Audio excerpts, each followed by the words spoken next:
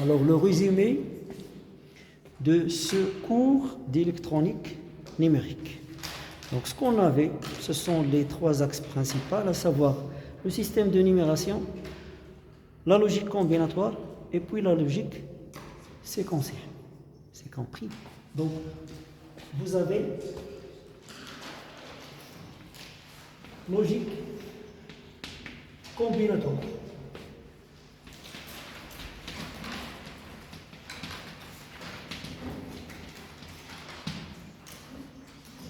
Combinatoire, et on a dit pour la logique combinatoire, vous avez la sortie dépend uniquement de l'entrée au même instant.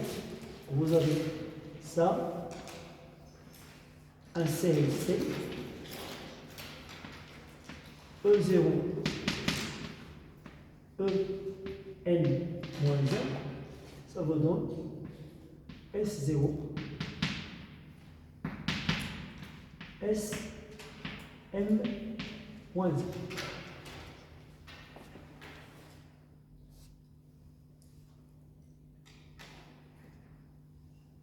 Donc ça c'est une fonction F0 de E0 jusqu'à En-1. Ça c'est une fonction de F M-1 E0 jusqu'à En-1.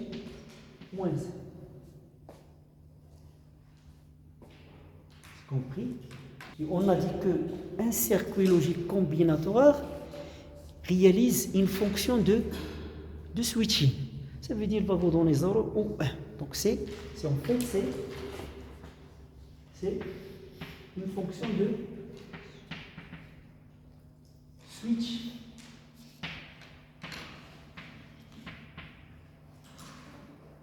Vous avez la sortie ne dépend que de l'entrée à un instant donné.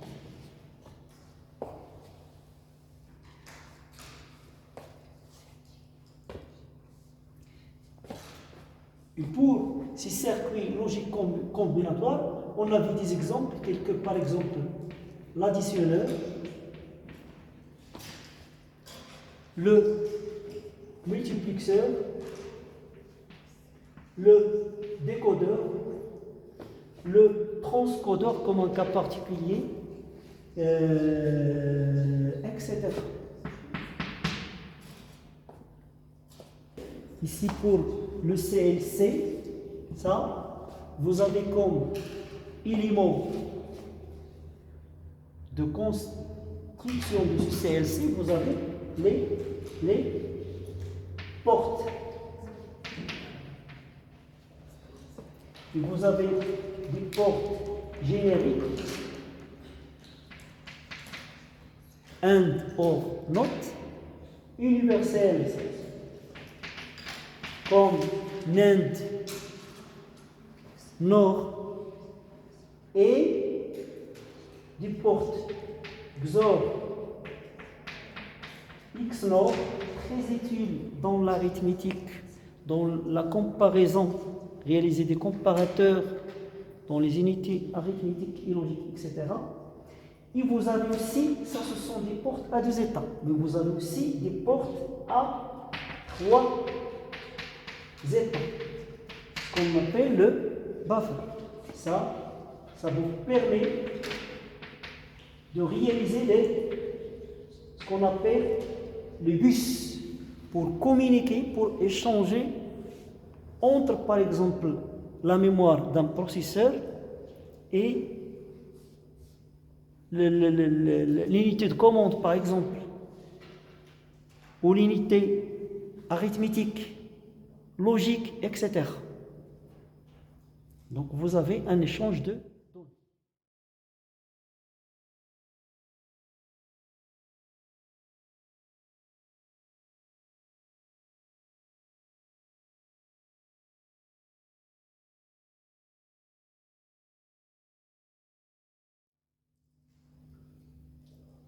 Alors, pour la logique séquentielle, on a dit qu'il faut des éléments de mémoire pour les réaliser.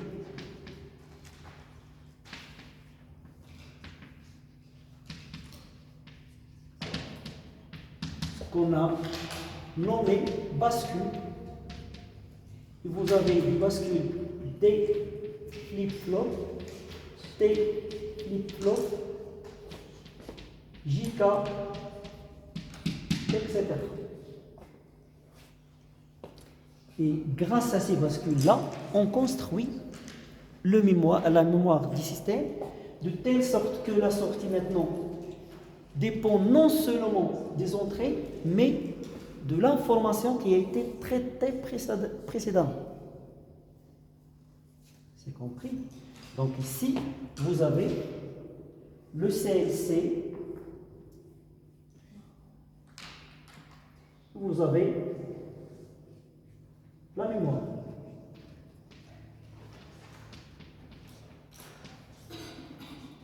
Donc,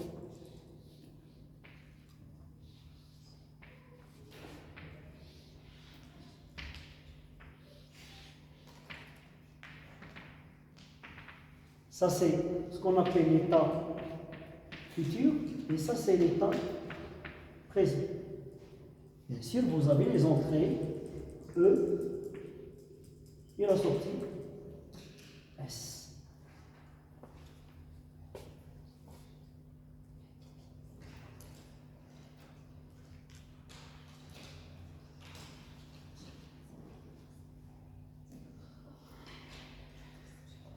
Après, avec cette logique séquentielle, on a réalisé ce qu'on appelle les compteurs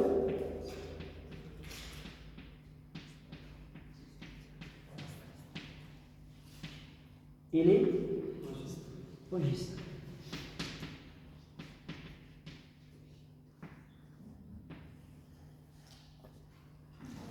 Et on a dit qu'on a pas mal d'applications au niveau du registre et au niveau du compteur. Le registre, ça permet de convertir des données parallèles en données séries ou vice-versa. Ça permet aussi la reconnaissance d'une séquence. Ça permet de réaliser une séquence. Ça permet aussi l'arithmétique, faire la multiplication, faire la division. Les compteurs, on peut réaliser des compteurs de différents types, bidirectionnels par exemple.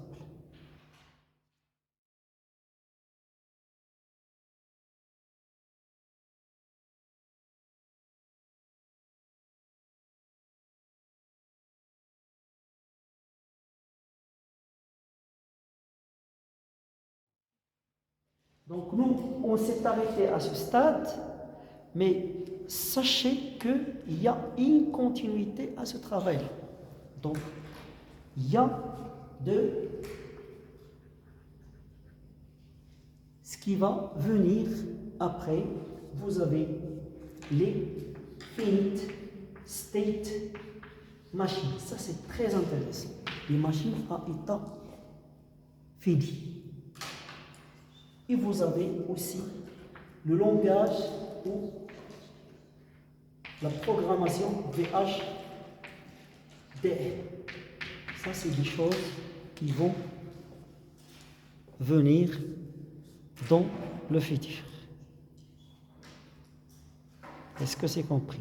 Donc, nous, ce qu'on a fait, c'est comme le jeu d'entonnoir. Vous connaissez le jeu d'entonnoir. Donc l'entonnoir, c'est ça. Donc ici, on a traité séquentiel, combinatoire, etc. Mais les choses se resserrent à un certain moment. Donc on arrive à une issue qui est serrée, mais je peux s'ouvrir vers ça. Est-ce que c'est compris? Donc il y a tout à fait. Donc le TP, le TD et le cours, il faut les considérer comme un atout. L'un lie l'autre. Une composante de travaux pratiques lie les autres composantes de cours et de TD. Il ne faut pas voir les choses de manière séparée. Est-ce que c'est compris? Alors, il vous faut tout un tas pour être automatique. Parce que, par exemple, au niveau de l'examen, on n'a pas assez de temps pour penser beaucoup, pour réfléchir beaucoup. Il faut avoir cette rapidité de répondre, de comprendre bien sûr la question et de répondre de manière vite pour économiser le temps.